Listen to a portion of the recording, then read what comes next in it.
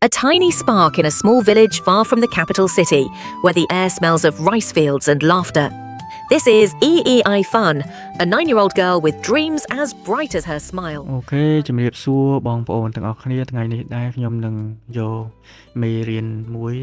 ដើម្បីជាការចែករំលែកដល់បងប្អូនទាំងអស់គ្នាឃើញដូចនៅក្នុងវីដេអូintroduction របស់ខ្ញុំហើយគឺខ្ញុំនឹងចែករំលែកបងប្អូនតាក់ទងទៅនឹងការ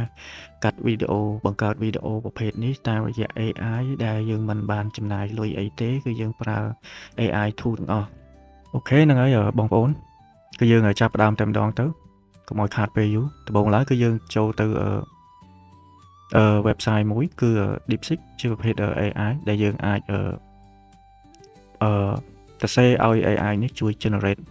រឿងឲ្យយើង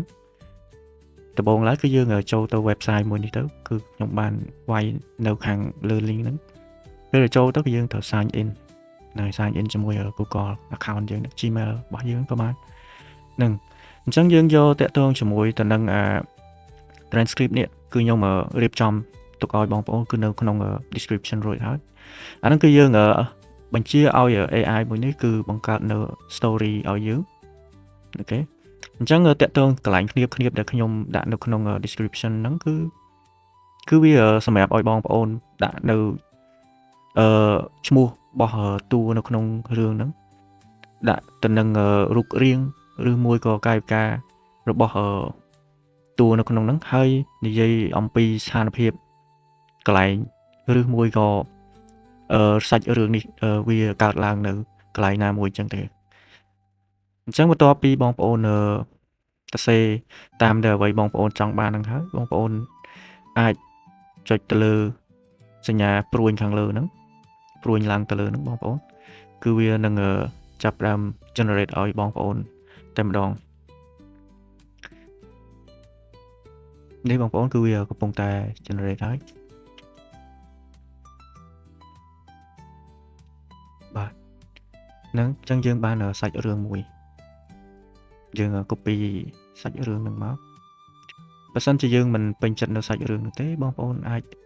សរសេរបន្ថែមតិចទៀតហ្នឹងហើយបន្ទាប់ពីបានសាច់រឿងហ្នឹងមកគឺយើងចូលមក website មួយទៀតគឺហៅថា text to speech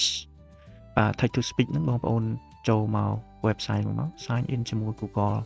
account បងប្អូនគឺក៏ email បងប្អូនហ្នឹងបាទហើយចូលមកនេះយើងផាសរឿងរបស់យើងហ្នឹងគឺខ្ញុំcopy គឺខ្ញុំប្រើ keyboard បងប្អូន control C ហើយយកមកដល់នេះគឺខ្ញុំcontrol V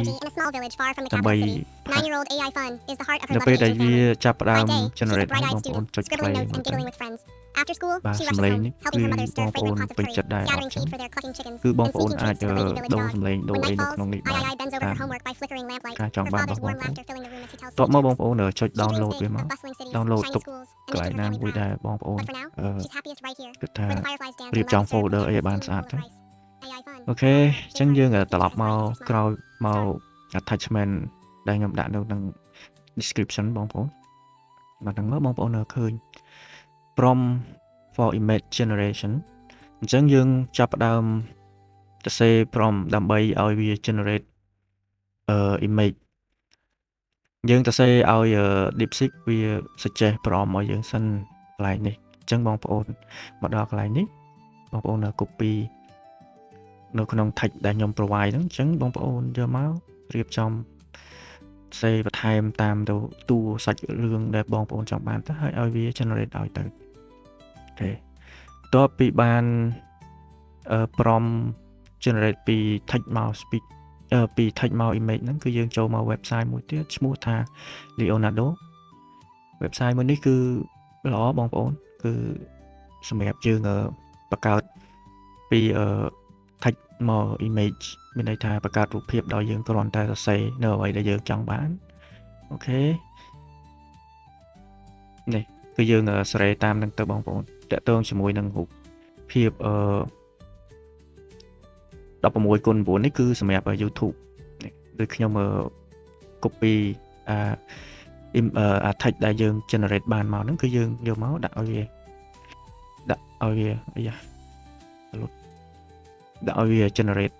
កន្លែងហ្នឹងឲ្យមកបងប្អូនហ្នឹងហើយ គឺវា generate បានរូបភាពបែបអញ្ចឹងចឹងបើសិនជាបងប្អូនមិនពេញចិត្តកន្លែងហ្នឹងទេយើងអាចមក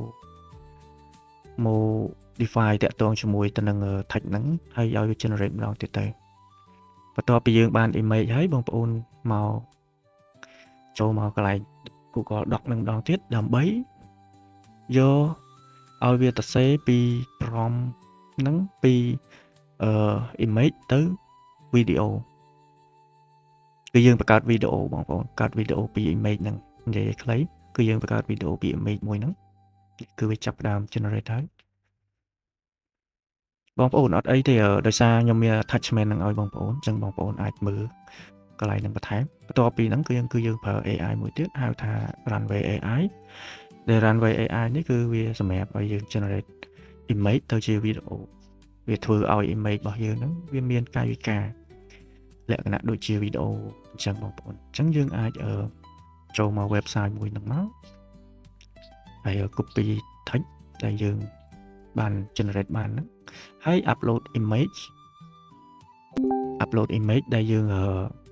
បាន generate ពី website Leonardo មកហ្នឹងអញ្ចឹងដាក់តែប៉ុណ្្នឹងទៅហើយដាក់ text ដែល DeepSeek ហ្នឹងវា provide ឲ្យយើង generate ទៅគឺយើងបាន video ហ្នឹងឲ្យបងប្អូនគឺខ្លីៗអញ្ចឹងគឺយើងបាន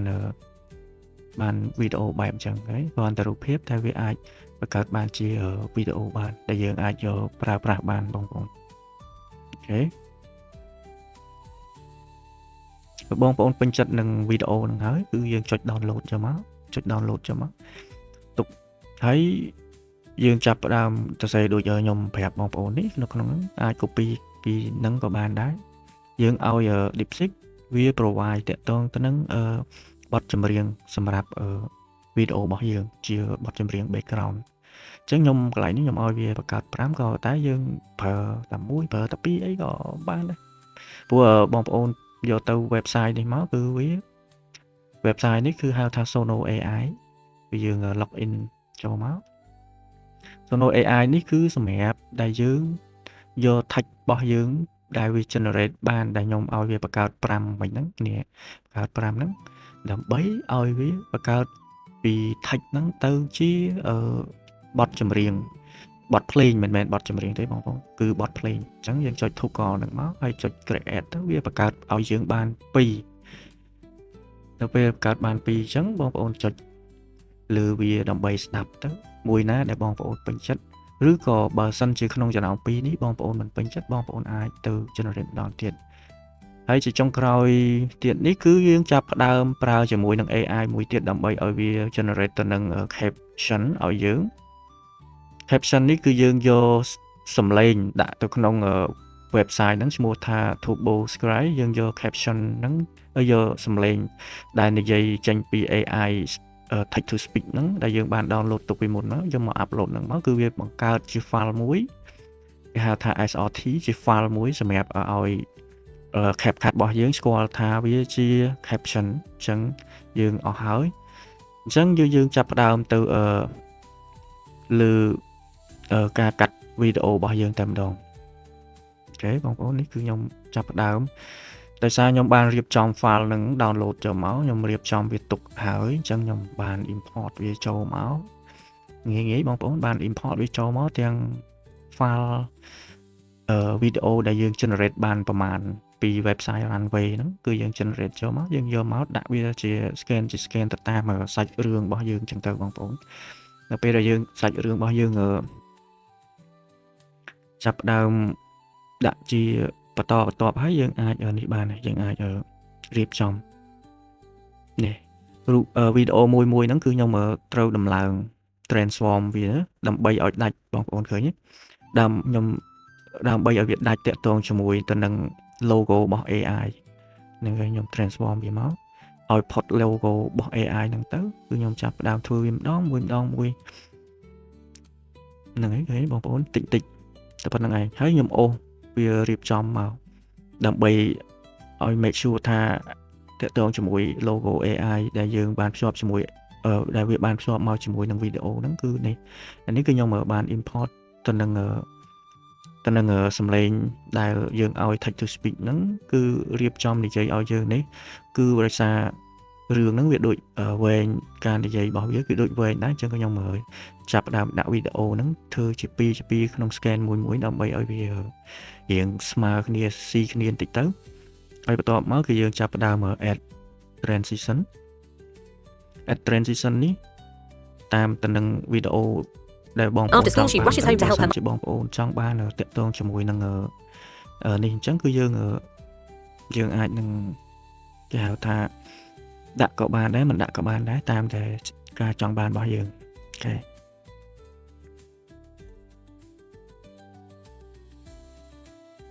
តបមកគឺយើងចាប់ផ្ដើម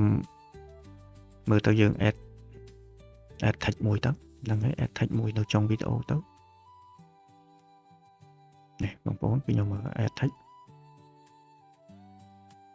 ហ្នឹងហើយ add text ហ្នឹងយើងទៅសេបន្តិចទៅបាទទៅសេតាមដែលបងប្អូនចង់បានទៅសេtext នៅកតុយវីដេអូហ្នឹងហើយយើងរៀបចំ design វាបន្តិចទៅអូខេបងប្អូនតបមកទៀតគឺយើងអូសវាដើម្បីមើលថាវាបានគ្រប់ជ្រុងជ្រោយហ្នឹងហើយបងប្អូនខ្ញុំគិតថា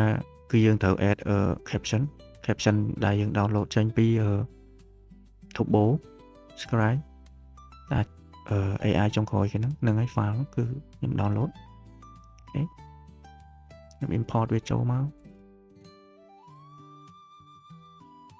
អត់វាមកចេះហ្នឹងហើយខ្ញុំបើកម្ដងទៀតហ្នឹងហើយខ្ញុំដាក់ចូលមកបងប្អូនអូខេខ្ញុំលុបចោលអក្សរខាងមុខវាបន្តិចព្រោះអាហ្នឹងមិនមែនរបស់យើងទេវាភ្ជាប់មកពីរបស់ website AI ទេបងប្អូនប៉ុណ្ណឹង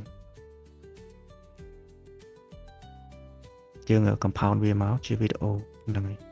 A tiny spark in a small village far from the capital city, where the air smells of rice fields and laughter. This is EEI Fun, a 9-year-old girl with dreams as bright as her smile. By day, she's a diligent student, scribbling notes with her tiny hands. After school, she rushes home to help her mother cook, stirs pots twice her size, and scatters feed to her clucking chickens. When night falls, homework awaits, but so... ហ្នឹងហើយបងប្អូននេះ